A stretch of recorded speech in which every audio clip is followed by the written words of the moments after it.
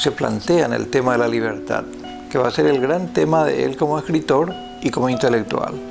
Luchan por la libertad y logran fugarse de los yerbales y construir otra vida. Entonces es como un vasto fresco sobre ese Paraguay del cual desconocemos gran parte de cómo vivía la gente, porque lo que tenemos son textos de historia oficial que hablan de los gobernantes, de los golpes de Estado, quién subía, quién bajaba, pero lo que faltaba era la mirada de cómo vivía la gente, qué tipo de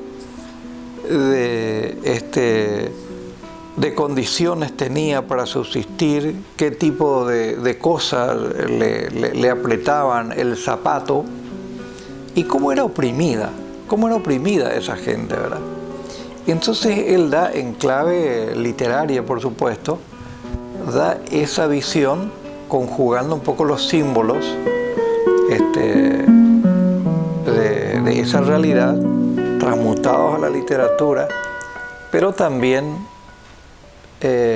nos permite ver la creatividad de ese pueblo frente a condiciones muy adversas, cómo se van a reflejar también en sus cuentos.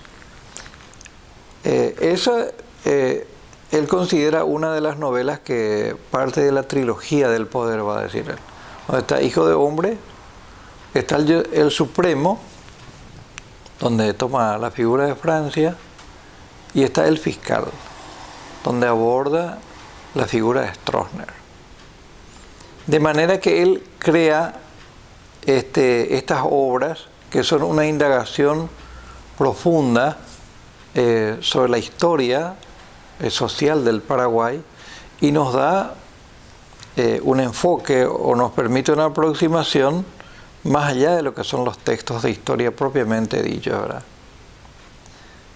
Y decía un escritor uruguayo, Juan Carlos Onetti, yo el Supremo es tan buena, decía, que los historiadores la consideran una versión falsa de la historia. Porque lógico, el escrito de Roa ponía en entredicho todos los textos de la historia oficial hasta ese momento. De manera que conversamos con Augusto en esos años, a lo largo de 14 años, fui haciendo entrevistas publicadas en el diario Última Hora, y la pregunta más frecuente que yo le hacía, aparte, bueno, ¿qué estás escribiendo? Vigilia del Almirante, Un país detrás de la lluvia, que es una novela perdida, no sabemos dónde está, ¿verdad? ¿Cómo veía él el país?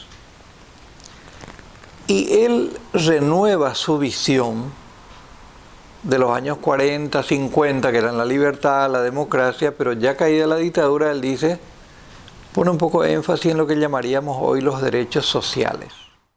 Con respecto al país que yo dejé hace más de 40 años y el país que encuentro ahora, creo que son dos dimensiones que siguen pareciéndose. Desde luego la identidad no se pierde, creo que más vale se va perfilando, se va enriqueciendo, se va desimplificando con el tiempo. El país que he venido a encontrar, ahora ya que puedo venir sin ninguna clase de clandestinidad, está bastante más adelantado que el país que yo dejé. Quizás haya necesidad de una descentralización de la actividad cultural capitalina en beneficio de nuestro interior, tanto de los centros urbanos del interior como de la zona misma rural campesina, ¿no? Creo que esta totalidad global de nuestro país es importante que vaya adquiriendo conciencia de sí y se vaya expresando también como tal, como una entidad válida, equilibrada.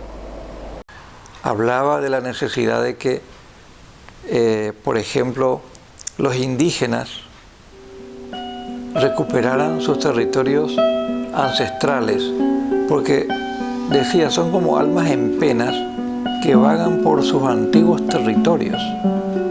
Y él le daba mucha importancia a los pueblos indígenas y al legado que nos heredaron a nosotros.